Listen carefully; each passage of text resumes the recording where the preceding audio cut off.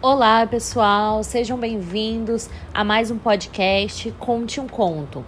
Estamos no nosso 6º episódio. Bom, até aqui nós trabalhamos um pouco sobre as características do gênero conto, como se estrutura, para que serve.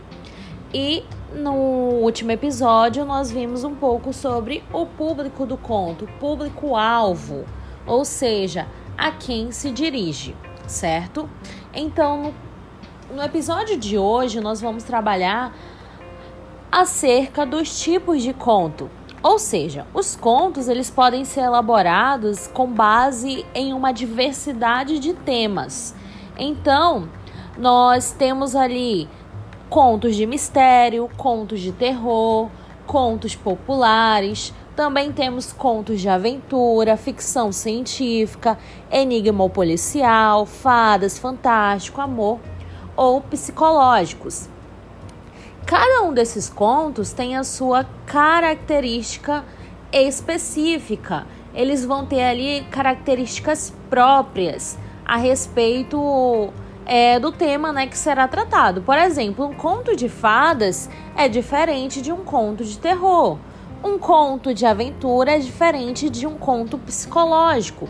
Então, cada um vai ter a sua estrutura de forma única. No episódio de hoje, nós vamos trabalhar a respeito dos contos de mistério, os contos de ficção científica, popular e aventura. Nós veremos que eles diferem entre si. Primeiramente, vamos começar a trabalhar a respeito do conto de mistério. Primeiro, para nós vermos o conto de mistério, temos que entender o que é um conto de mistério. O conto de mistério, eles são aqueles em que o suspense ele é construído de forma a despertar no leitor uma apreensão, uma curiosidade em relação ao que está sendo narrado. Sempre ali tem um enigma que prende o leitor e é desvendado só no final. Dentro desse conto, nós temos personagens misteriosos e, às vezes, o final do conto de mistério é sempre inesperado. É sempre não, na realidade, às vezes é inesperado. Então, vai depender muito do autor quem está escrevendo. Muita gente gosta de conto de mistério porque ela envolve o leitor, ela faz com que o leitor queira saber qual será o desfecho daquela história, daquela narrativa. Então tem todo um suspense que é construído. Também nós temos o conto de ficção científica. Já o conto de ficção científica, ele vai lidar com alguns desdobramentos e impactos que podem ser reais ou imaginários da tecnologia e a ciência. Então vai tratar ali de uma questão mais intelectual. Quem gosta de assuntos voltados à tecnologia, à ciência, recomendo a você contos de ficção científica, porque ali nós veremos diversas situações que podem ou não causar um impacto na sociedade. Nós também temos o conto popular. O conto popular, como o próprio nome já diz, ele é bastante conhecido. Com certeza você já deve ter lido ou ouvido algum conto popular. E esses contos populares, eles são produzidos inicialmente lá no seio do povo. Ou seja, antigamente os contos populares, eles não estavam em livros, em coletâneas. Eles eram transmitidos oralmente. As pessoas se juntavam para abordar aquele tema. E só depois de muitos anos ele foi escrito e veiculado em livros. E entre os mais destaques estão os contos folclóricos e os causos. Então, conto folclórico ali do Saci, do Boto, da Lenda da Iara. Então, todas essas histórias são consideradas alguns contos populares. E dentro desse tipo de conto, nós vamos ter ali elementos que vão ser totalmente marcantes, como o maravilhoso ou o sobrenatural. Esses dois elementos, eles vão estar ali enraigados no conto popular. Eles se fazem presente dentro da narrativa.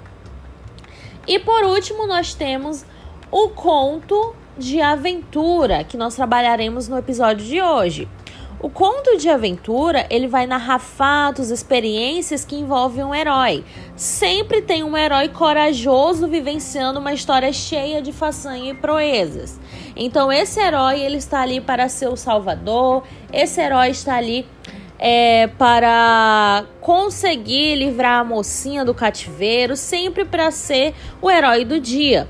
Então também nesse conto de aventura, ele vai ter diversas experiências.